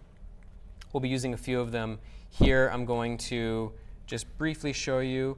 So each individual brick, when it gets hit, it's going to need a particle system of its own. Because our goal is, I'll run the code for you so you can see it. So if you go to Breakout 8, and let me run it,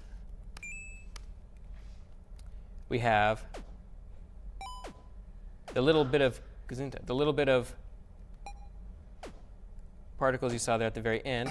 And the blue ones you were probably able to see a little bit better. And then one last time. So it spawns a bunch of little particles. So can anyone tell me how they think the particles are behaving? Sort of in a nutshell, what the logic is for the particles? Just moving outward in slightly random direction. Yeah, slightly random. And if you look at it, you'll also notice that they tend to go downwards. So knowing that, we can probably just assume that they have an acceleration that tends towards positive y. And that's essentially all we really need to do. We spawn a bunch of particles outwards and then just set them. They have a lifetime. They last for a certain amount of time, and then they fade between two colors. In this case, we fade from red to transparent, or whatever color it is, and then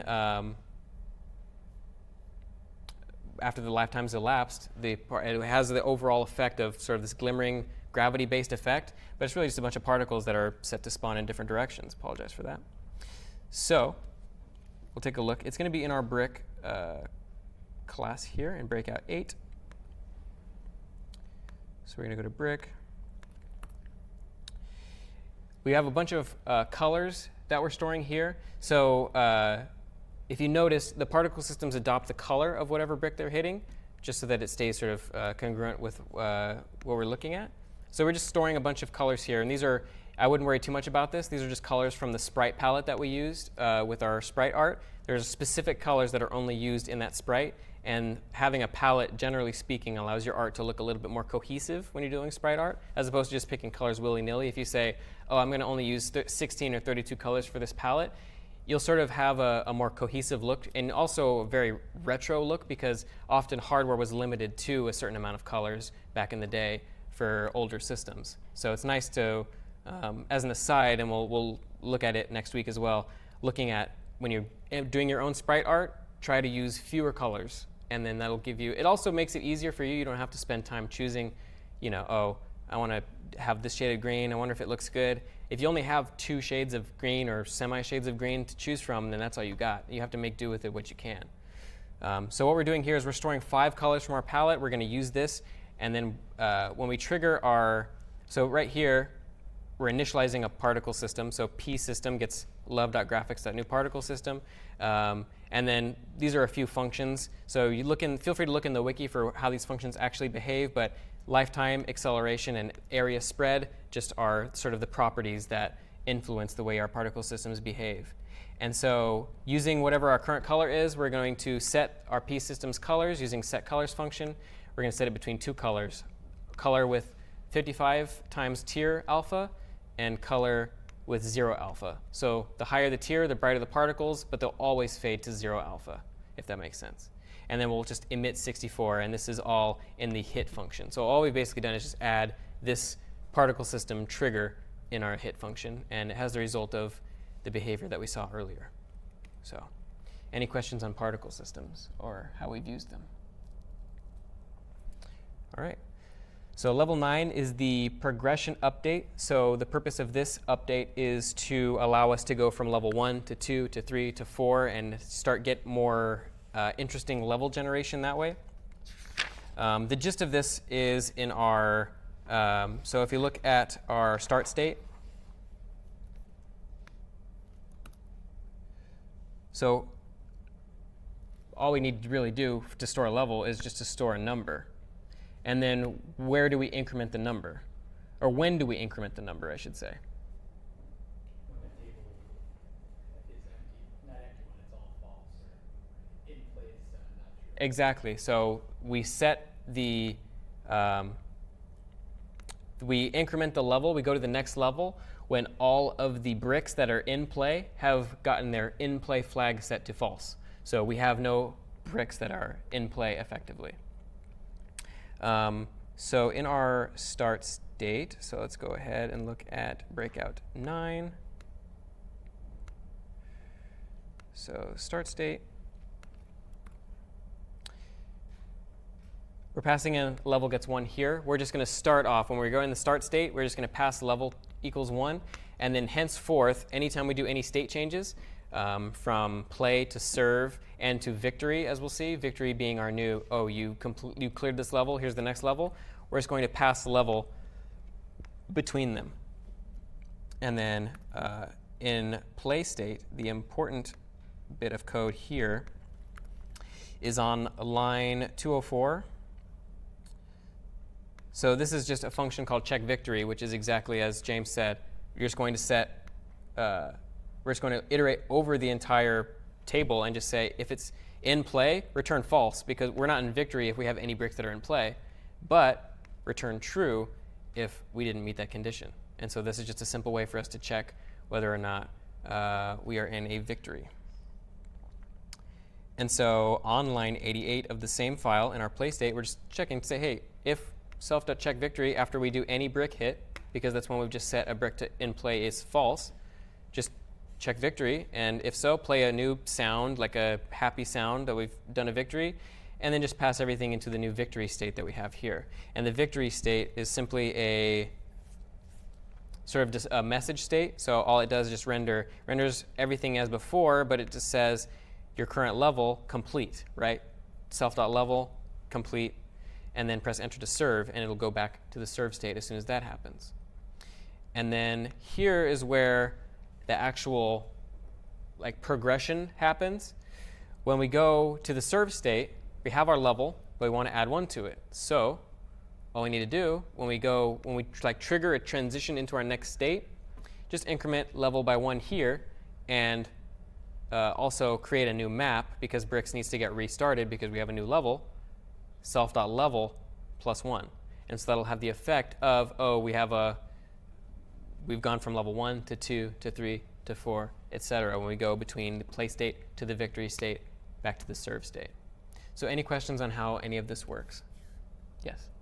Do you have to worry about garbage collection for any of the bricks at all, or is that handled by the Love engine somehow? Garbage collection is handled by Love, yes. Okay. Yeah. So when they're not in play, when they're not referenced by anyone? Yes, because the question was, do you have to worry about garbage collection when we are sort of clearing away the bricks and adding new bricks? The self.bricks table, this table here, it's getting assigned to a brand new table from levelmap.createMap. When there are no references to an existing table, Lua's garbage collector will trigger at whatever interval it's set to trigger and clear up all that for you dynamically, just like the same way that Java works, almost identical. Mm-hmm. Any other questions? All right. So we have progression. In the sake of speed, I won't demo, and it also takes a while just because we have to clear an entire level, then get to the next level.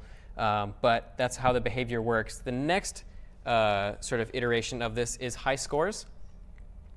And I will test to make sure whether or not this is actually working. I know I changed some stuff. Yeah, so OK, high score. Let's debug for a second. So high score state, line 38.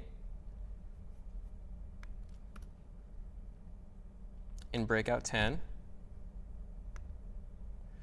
So high score state. And then the issue was attempt to index field high scores, a nil value. Okay, so that means that, okay, I think I might know the issue, but it's because I transitioned to a new user that doesn't have a save file active on this. The way that we'll transition, therefore, into love.filesystem, which is breakout 10's main new things that it introduces. So writing files to your file system is done through you with love.filesystem. And there's a few things. So love automatically gives you a directory, a save directory that's pretty much hard coded. There are a few exceptions as to how to not use that directory, but it assumes that you're always using that directory. And for very few exceptions, very few exceptions, will you always use that folder. It's like app data local on Windows and application support and the name of your application on Mac. But it's a subfolder that Love has read and write access to for files on your file system. You can check whether it exists with love.filesystem.exists at some path. You can write to that path with some data, that data being a string value. And then love.filesystem.lines is an iterator, which will allow you to look over any of the data that's in a file at a given location. Yes? I played around with pushing it to an iPhone. Yep. Does this work if you end up porting it to a device? It should.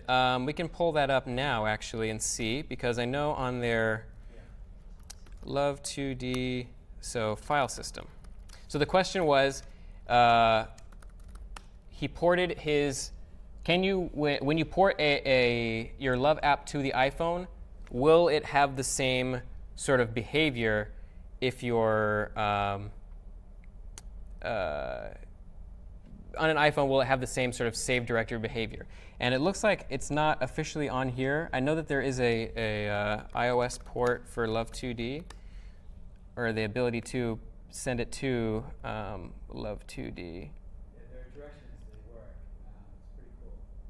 I have to imagine, yes. It probably has some sort of, I'm not entirely familiar with how iOS handles sort of local storage, but I'm assuming that just in the way that it's been abstracted for desktops and for Android, it's also abstracted for iOS. Haven't tested it myself. I would experiment and see, actually, maybe with this code, see if you can maybe get it working with persistent high scores. I know that iOS does typically let you store a small amount of data per app in some location, a fixed location, but I'm not entirely sure what that is offhand. I can look into it more and come up with a... But you know it works for Android. Yeah, I mean, not from firsthand because I don't have an Android, but it has official Android support. So I'm guessing it does, but I haven't tested it. I have not tested it manually on Android to verify that.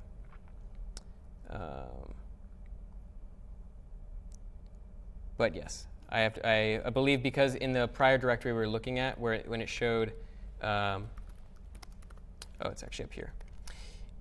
This path here, this data/user/0.org.love2d.android file save, that looks to me like it's the official sort of path that data is stored on an Android device for your application. So I haven't tested it myself, but if you have an Android and you're curious, or maybe an emulator, maybe give it a shot and see if it works. Oh, and it even says here, there are various save locations, and if they don't work, you can see what the actual location is with this function here, the love.filesystem.getSaved directory. That may work on iOS as well, so I'd be curious to hear about whether that actually works on that.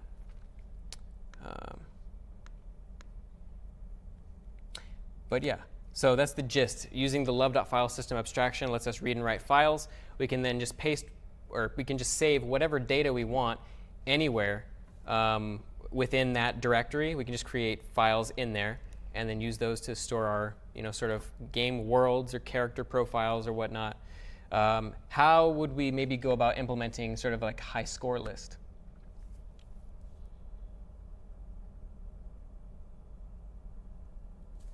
So I'll look, there's a picture here.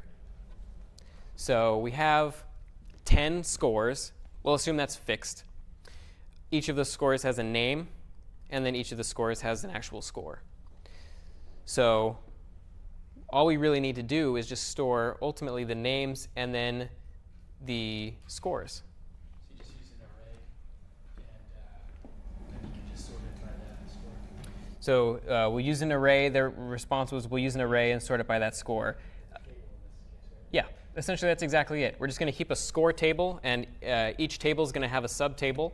Each of those entries, 1 through 10, is just going to have a name and a score. And then once we're done with our application, we'll just use love.filesystem.write. We have to convert all of those into a string, right? Because we can't just take a table and then spit that out into a file. We have to actually make it into some form that we can save and then reload back in somehow.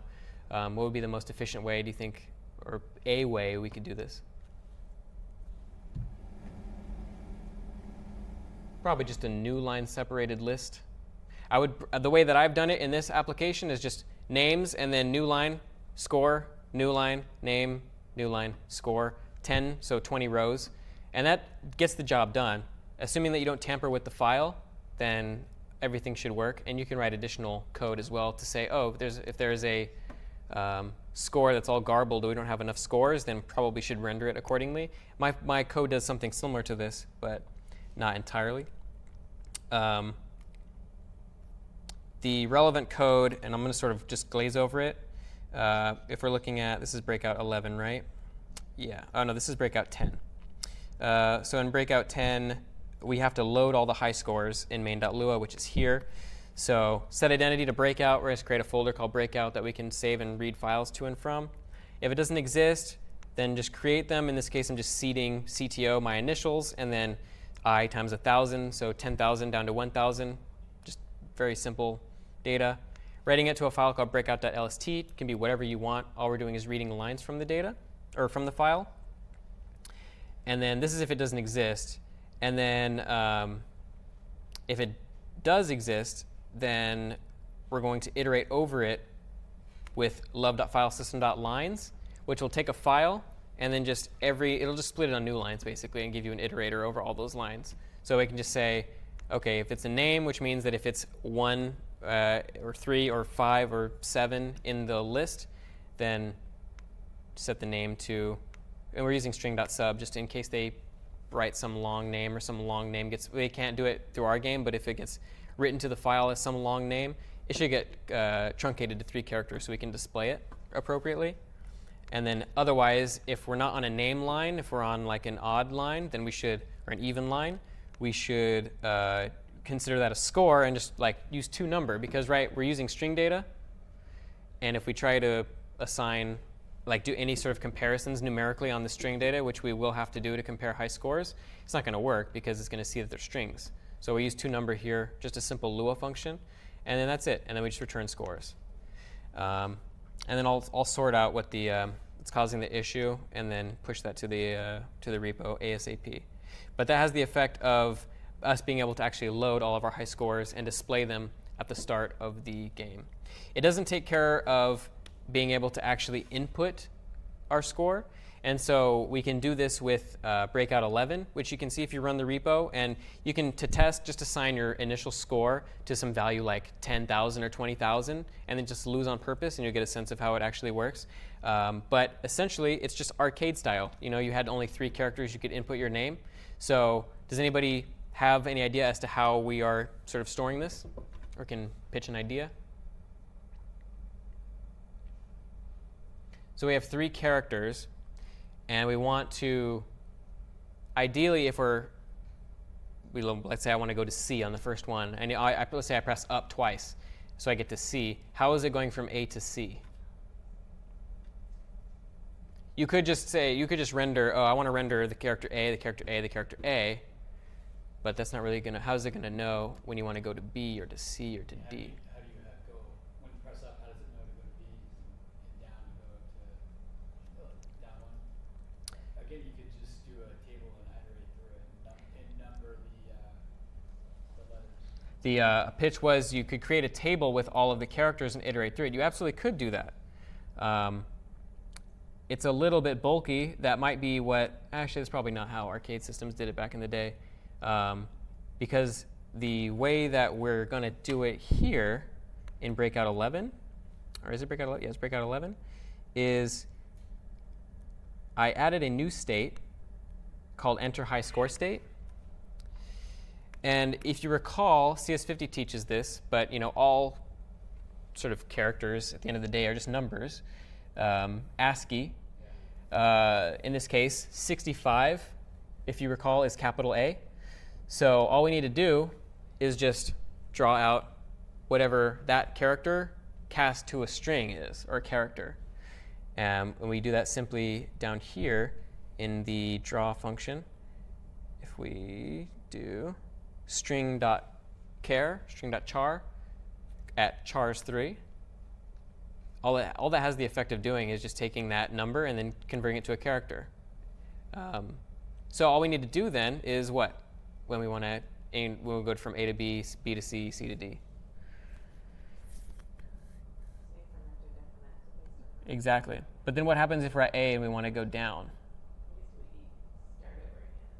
We would. So if we're at A, then we probably, if we press downward and we want to go to Z, the logic is in here. But if, you know, once we've incremented our code and it's greater than 90, which is Z, then we should set it back to 65. We'll loop back to A. And same thing here. If we press down and we're at A, we probably got to go back up to Z, so we'll just set it to 90. So a simple loop back logic, and we just draw it, we highlight, and then once we've done that, the user presses enter, we transition to the high score state, actually. Because this state should only trigger if they entered a new high score, which means that we need to check in the victory state, or not the victory state, but rather in the game over state, whether or not their score is higher than any of the stores in some sort of quote-unquote global scores table. And then how do we think we're passing the scores back and forth now? Does anybody recall how we're keeping track of app state? We were passing it every time we did these. So what is it? The state. Yep, in the change function. So all we need to do is just keep track of load our high scores at the beginning of the game, pass them all the way down the line. And then finally, and we could also load them in our enter high score state, but we need to keep track of what our high scores are in the game over state so that we know, oh, I got a high score. Let's, instead of transitioning back to the start state, let's transition to the enter high score state so the user can add their high score to the list. And then once they've entered their high score, whoops, which is here, we'll just write it to this file again. We compile a score string, which just takes name and score of our scores. We take whatever score that we were at. We look through our scores table backwards, and when we find a score that's higher or that's lower than ours, we just keep track of that index until we get to one that's higher than ours.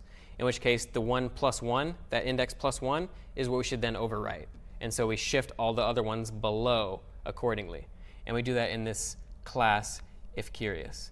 And so I'm just going to breeze through the last couple. The paddle select update is just kind of a fluffy state that lets us add a element of sort of like user selection to our game. In our paddle select state here, we transition immediately. Instead of going to the serve state or play state now, we're going to go from start to paddle select when we hit start game. So we're going to go to, and then the paddle select class itself. Current paddle gets 1, and then all it essentially is us drawing 2 arrows here. And so if we're at number 1, in this case I think we're at number 3, then both of these arrows will be completely opaque, but if we're on the left or the right edge, they should darken to say to us, oh, we can't move left or right anymore because we're at either index 1 or 4 or 5, and there's only that many colors. And then render whatever that color variable is, using the quads table that we had before of the different tables, and then just instructions. And then from there is where we'll end up transitioning to the serve state rather than going to the serve state from the start state. And all the code in that is here. We have sound effects playing, and then making sure that we also play a different sound effect based upon whether they're at the left or the right edge. If they're on the left edge and they try to go left, it should play like a sound that sort of sounds a little rougher to let them know that they can't go left, and the opposite for the right edge. And then once that's all done, once they press enter on whatever paddle they want, they're going to get the paddle. They're going to instantiate a paddle, pass that into the serve state, and we're going to take current paddle from the state, which is whatever value they got by scrolling between all the different paddles. And then the last update, which is my favorite part of most every lecture, I think, is the music update. And all that really is just music set play in main.lua, and then set looping to true. And then we have a game. And this is our paddle select. So notice the arrows are semi-opaque on the left and the right. And it's kind of hard to hear, but when I press right now, it's kind of like there's a bit of a rougher sound. We choose red. We go to level 1. We've transitioned to the serve state from the paddle select state, and then we just play the game as normal. And that's basically all there is to it. And there's a couple of features we didn't have time to really go over, like making sure we recover HP if a certain amount of points have been elapsed. But I encourage you to look into that. When you trigger a hit, there's some logic in the play state to say, oh, if we've gone over our current recovery threshold, let's add 1 heart to the player, just to keep them playing, just to reward them for their high score. Next time, we'll cover a few concepts. So basic shaders. Shaders are like little programs you can run on your graphics card to do fancy effects, but we won't go into too much detail. Anonymous functions. We've seen a lot of anonymous functions in Lua in the context of Love. They're just functions without a name, and you can just use them as function arguments and do all sorts of cool stuff with them. We'll use them for callbacks in next week when we do things like tweening, which is taking some value and making it interpolate over time to some other thing. Because right now we've basically just been updating things based on velocity, but we haven't really done anything based on time. So we'll take a look at that in more detail next week with a library called Timer, which is really fantastic. Lets you time things and then chain things together. We'll be covering the game Match 3, if familiar. It's basically Candy Crush. We'll be using a different tile set, but it's the same idea. and we'll have to calculate how to actually find out whether we've gotten a match in the grid, our tile grid, and then shift the blocks accordingly and do all the other logic, add score.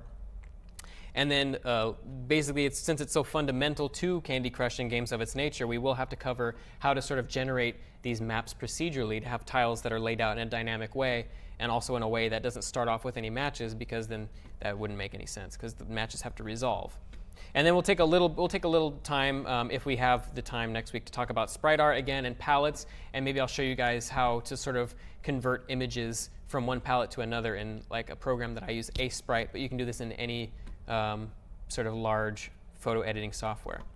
And then assignment 2 is a couple of extensions to assignment or to Breakout. So if you noticed in the sheet, there were a few little sprites here at the bottom. So let me get rid of the quad outlines.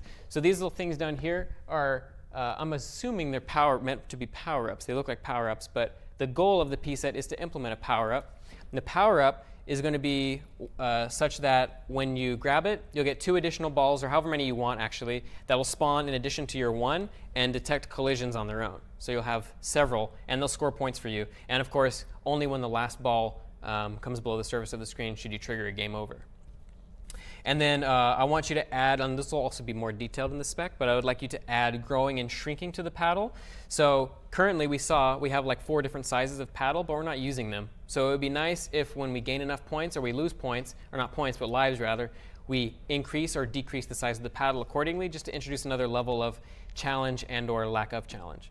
And then finally, one last part, which is in the sprite sheet as well. There's a key block here and a key power up here. So sort of let the power up come, pick the power up up with your paddle, and then only when you have that power up should you be able to break the block with the key. And you should take this into consideration when generating your levels as well, so you'll have to also get your hands dirty with the level maker. But all in all, that was Breakout. So I'll see you guys next time. Thank you.